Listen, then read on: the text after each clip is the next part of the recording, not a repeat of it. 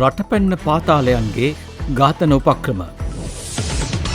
විදේශගතව සැඟව සිටින පාතාල කෙරුමන් කුලී ඝාතකයන් යොදවා මිනිස් ඝාතන සිදු කිරීමේදී පොලිසියට තොරතුරු හෙළිවීම වැළැක්වීම සඳහා අනුගමනය කරනු ලබන උපක්‍රම කිහිපයක් සොයා ගැනීමට පොලිස් ත්‍රස්තවාදී විමර්ශන කොට්ටාශය සමත් වී තිබෙනවා.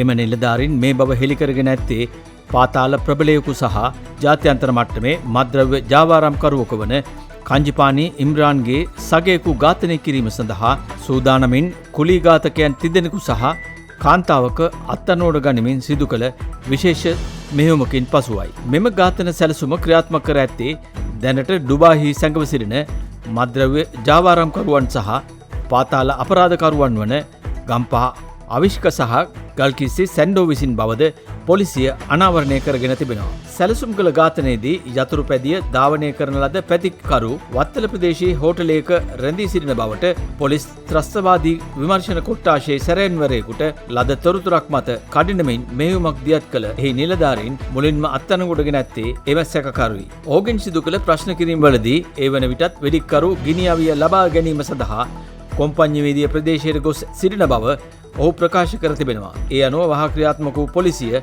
කොම්පඤ්ඤවීදිය ප්‍රදේශයට ගොස් රැකවල්ලා සිට ඇති අතර එහිදී තවත් පුද්ගලයෙකු සමග ත්‍රිරෝද රථයකින් පැමිණි කාන්තාවක් ඝාතකයාට ගිනි අවිය ලබා දෙන අවස්ථාවේදීම ඔවුන් තිදෙනා අත්අඩංගුවටගත් බවයි පොලිසිය පැවසුවේ. මේ අවස්ථාවේ වෙඩික්කරු ලෙස ක්‍රියාත්මක වීමට නියමිත සිටි සැකකරු පොලිසිය සමග පොරබදා පලා යාමට දැඩි උත්සාහයක් ගෙන ඇතත් ත්‍රස්තවාදී විමර්ශන කොට්ටාශයේ දාස් නැමැති සැරයුන්නරයෙකු විශාල වෙහෙසක් දරා ඔහුව පාලනය කරගෙන තිබෙනවා. පසුව පොලිස් ප්‍රශ්න කිරීම්වලදී අනාවරණය වී ඇත්තේ ඒ වන විටත් ඩුබායි අවිෂ්ක සහ සැන්ඩෝ විසින් විදේශීය අංක සහිතව සකස් කරන ලද WhatsApp ගිණුම් දෙකක් ඇතුළත් නවීන ජංගම දුරකථන දෙකක් සැකකරුවන්ට ලබා දී තිබෙන බවයි.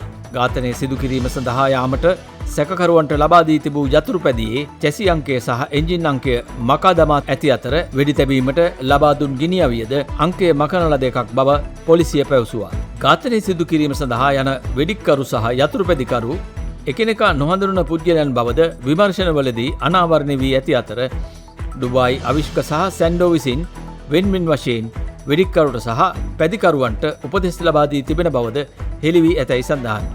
ඩුබායි අවිෂ්ක සහ සැන්ඩෝ විසින් වෙන්වෙන් වශයෙන් වෙඩික්කරුට සහ පැදිකරුට උපදෙස් ලබා දී තිබෙන බවයි හෙළි වී ඇත්තේ.